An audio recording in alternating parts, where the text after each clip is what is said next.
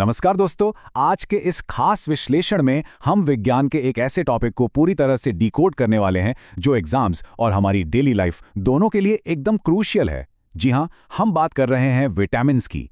होता क्या है ना, हम इसे पढ़ तो लेते हैं लेकिन ऐन मौके पर इसके साइंटिफिक नाम और होने वाली बीमारियां दिमाग से स्लिप हो जाती हैं। लेकिन आज के इस शानदार विजुअल सेशन और एनिमेशंस के बाद ऐसा बिल्कुल नहीं होने वाला। हम इसे कुछ बेहतरीन ट्रिक्स के साथ हमेशा के लिए याद कर लेंगे। तो चलिए शुरू करते हैं। ओके, तो जल्दी से देख लेते हैं कि आज का हमारा रोड मैप क्या है।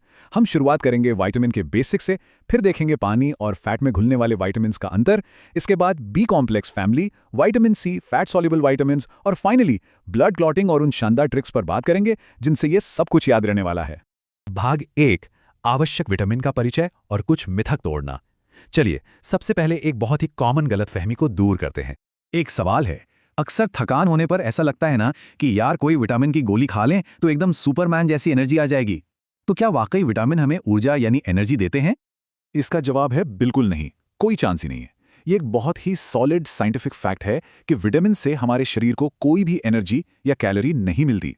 हाँ, ये हमारे मेटाबॉलिज्म के लिए बहुत जरूरी है, उसके बिना काम नहीं चलेगा, लेकिन ये खुद ऊर्जा का स्रोत हरगिज नहीं है। अच्छा, तो ये विटामिन शब्द आया कहाँ से? इसके लिए आपको सिर्फ एक नाम याद रखना है, फंक। वैज्ञानिक फंक को ही सबसे पहले इस वर्ड को कॉइन करने का यानी विटामिन शब्द का इस्तेमाल करने का क्रेडिट दिया जाता है। भाग 2, जल बनाम वसा में घुलनशील, महान विभाजन। आगे बढ़ते हैं और देखते हैं इन्हें कैटेगराइज कैसे किया जाए।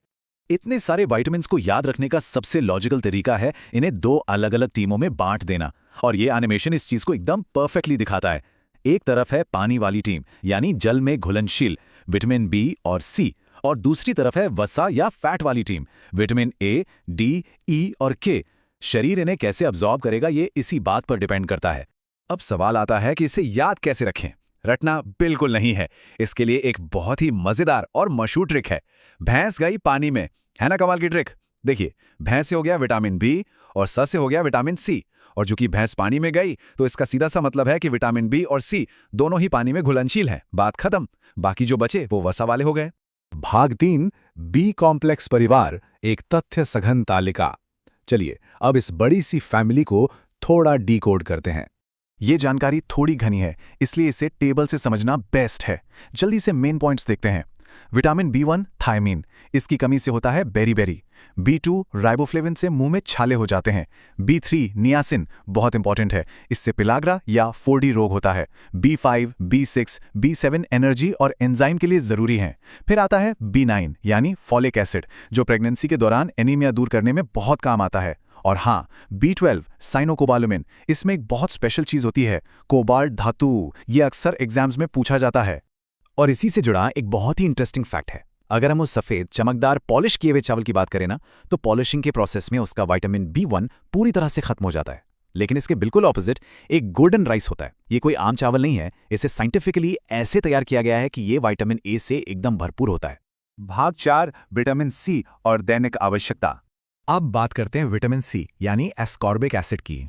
इसकी कमी से स्कर्वी नाम की बीमारी होती है, जिसे नाविक रोग भी कहते हैं। अब क्योंकि हमने देखा था कि ये पानी में घुलनशील है, इसलिए ये हमारी बॉडी में टिकता नहीं है, यूरिन के जरिए रोज बाहर निकल जाता है।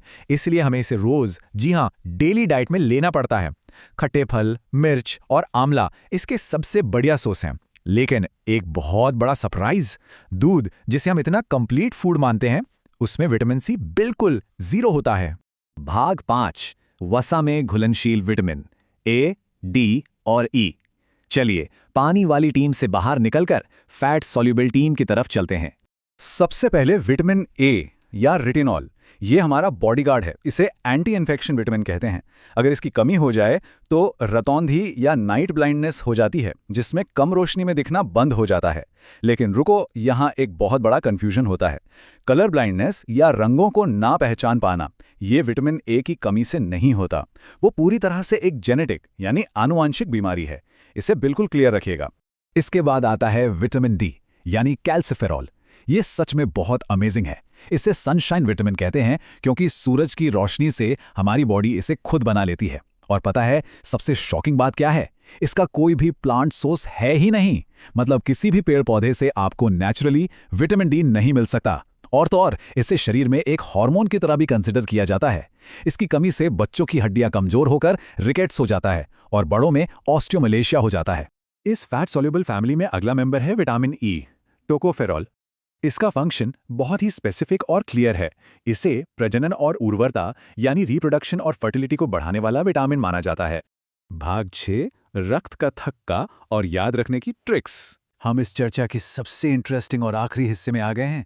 तो जरा सोचिए, जब हमें चोट लगती है तो खून बहना अपने आप कैसे रुक जाता है? ये काम कोई अकेला नहीं कर सकता। इसके लिए पूरी एक ब्लड क्लॉटिंग टीम काम करती है। इसमें विटामिन के यानी फिलोक्विनोन तो लीड करता ही है, लेकिन कैल्शियम और फाइब्रिनोजेन नाम का प्रोटीन भी इसके साथ मिलकर खून का थक्का जमाते हैं। और हाँ, अगर आपने हीमोफीलिया या शाही रोग का नाम सुना हो तो वो एक जेनेटिक कंडीशन है जहां ये पूरी टीम फेल हो जाती है और क्लॉटिंग नहीं हो पाती। चलिए अब उस मास्टर ट्रिक को डिकोड करते हैं जिसका हमें इंतजार था। स्क्रीन पर इस एनिमेशन को देखिए। रथ पर एक टॉफी। सिर्फ इस एक लाइन से आपको सारे साइंटिफिक नाम याद होने वाले हैं। आइए देखते हैं कैसे। र से रेटिनॉल यानी ए, थ से थायामीन यानी B1, पर को छोड़ दीजिए। ए से एस्कॉर्बिक एसिड C, क से कैल्सिफेरॉल D, ट से टोकोफेरॉल E और फाइनली फी से फिलोक्विनोन यानी K। हो गया ना सब कुछ एकदम फिक्स दिमाग में? खैर, आज हमने ब्लड क्लॉटिंग और विटामिन्स के बारे में बहुत कुछ जाना, लेकिन जाते जाते एक बहुत ही प्रोवोकेटिव सवाल छोड़कर जा रहे हैं आपके लिए। चोट लगने पर खून बाहर निकलकर तो जम जाता है, लेकिन वही खून जब शरीर के अंदर हमारी नसों में बह रहा होता है तो वहां क्यों नहीं जमता? शरीर के अंदर ऐसा कौन सा natural anti blood clotting agent है जो खून को जमने से रोकता है? इसके बारे में सोचिएगा और रिसर्च जरूर कीजिएगा। आज के इस इंटरैक्टिव विश्लेषण में हमारे साथ जुड़ने के लिए बहुत बहुत शुक्रिया।